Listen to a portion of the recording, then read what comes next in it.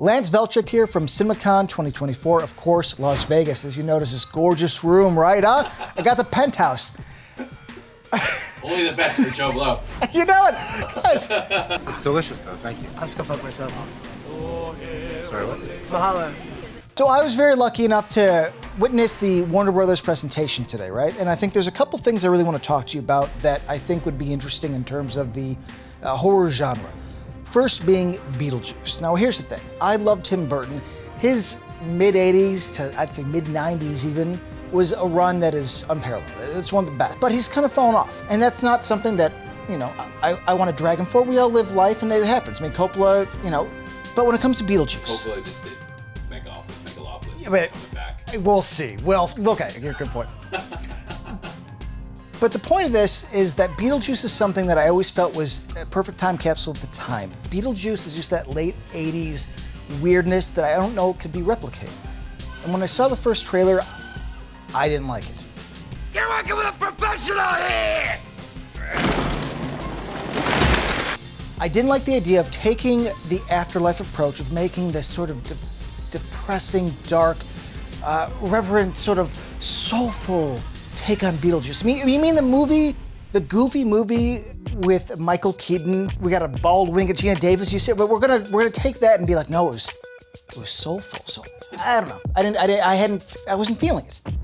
Now the thing is what we saw at CinemaCon 2024 was the rest of the trailer, and this is where it gets interesting. That chunk that you saw is still the same. We see the bridge, we see the house, we see the bicycle. Like, oh.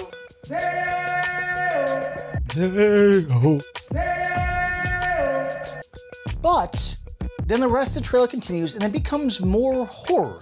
It's darker, filled with practical effects. We have the snake in stop animation.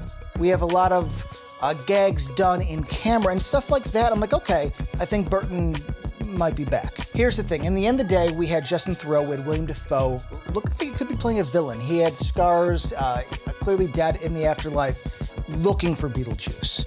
Not too much Jenna Ortega, but we had Catherine O'Hara. She's back, she's laughing, having a good time. The vibe of the trailer that I saw gives me hope. Now, am I gonna say it's awesome? I do not know. Tim Burton has not done anything good in a very long time, and I don't mean that as any disrespect.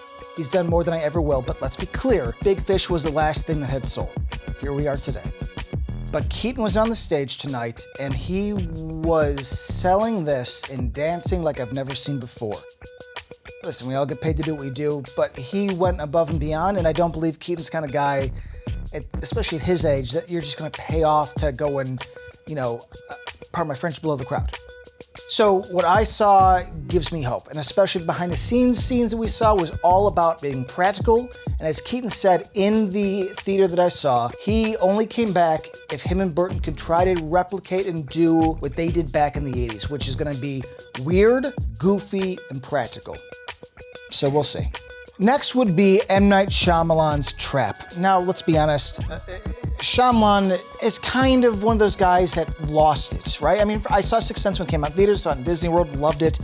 All the way until, I would say The Village, to me personally, was when I realized, you know, maybe he wasn't laying the golden eggs. He's human after all. But the thing I do like about Shyamalan, and I respect, is that at least he has a vision, and at least he's doing unique, interesting, weird movies, even if they don't work always for me personally. It's raining men! Hallelujah, it's raining men! But when it came to, you know, The Visit, Split, Glass, Knock at the Cabin. Now, I'm not saying they all work, but let's be honest, I think he was at least trying to learn from his mistakes of the past and not putting the twist as the most important part. He's trying to tell stories, and that's something he does really well.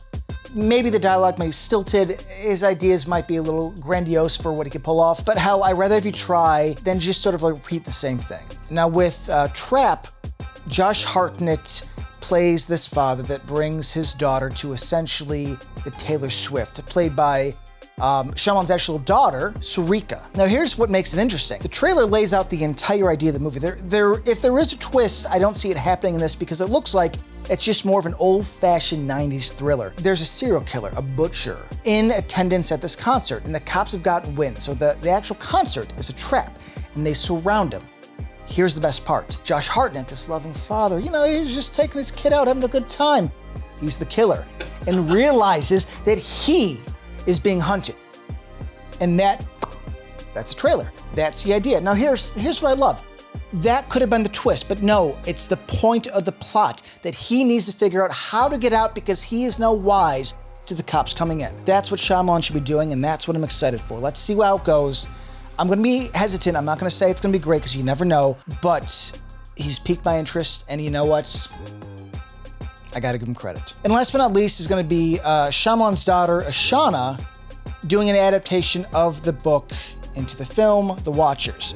Now there's a teaser trailer out that doesn't say much, and I'll be honest, what I saw at the Warner Brothers presentation doesn't do too much more than that, but it does tease some very interesting ideas. So essentially Dakota Fanning is living in Ireland, and she somehow gets into an area, and this is where it gets very sci-fi, and I like it, where everything shuts down, the car dies, and a door opens up, and she must get inside before it's too late. And while we're in there, we kind of learn that some beings from somewhere else have come and are using us as a zoo. And what I liked about what I saw is that they're not trapped in a room, they get to explore, but it seems like there's rules that are set up that they know and have to follow, and by breaking them brings them some sort of danger. Clearly taken from her father, but let's be very fair, her father's really good at tension. And I got the same vibe as this. It's weird, supernatural / sci-fi, and I still have no idea what it's about, but everything it showed me got me more interested. And you know what? That's the point of a trailer. And it looks like if Shyamalan's daughter is going to pull off what Lynch's kids and or Cronenberg's kids have done,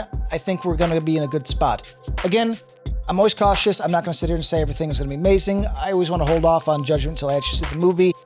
But the full trailer kind of hooked me. And let's be honest, Shyamalan came out, introduced it, and him and his daughter actually sang too, with a gorgeous voice. And very impressed. I always appreciate people that are good public speakers and that have a sort of connection with an audience, warm and charming, and they sold me a little. So we'll see, but I'm very interested based on the novel and based on what I saw. I believe The Watchers is something we should keep an eye out for. And then last but not least, we had a little montage, started off by Jack Black, Big D fan, of course. Pick a Destiny is fantastic. And let's be honest, HBO little show was fantastic. Weird looking thing, with horns on it. Made of green ivory or some shit. So always loving Jack Black, but they showed us a couple of random clips. And the new Final Destination, Bloodlines, not much, but we had a little on-set clip, and they were basically saying it's going to be one of the bloodiest, one of the wildest, one of the craziest. And that's a series that I've always kind of appreciated as I got older, because you know what? As the world gets more, a little more, let's be honest, tight-assed, I appreciate movies that are just going to be gory, goofy, and fun. So we'll see. I'm excited. Let's rock it out. The last couple were just ridiculous, and you know what? Let's have a good time and get some good kills.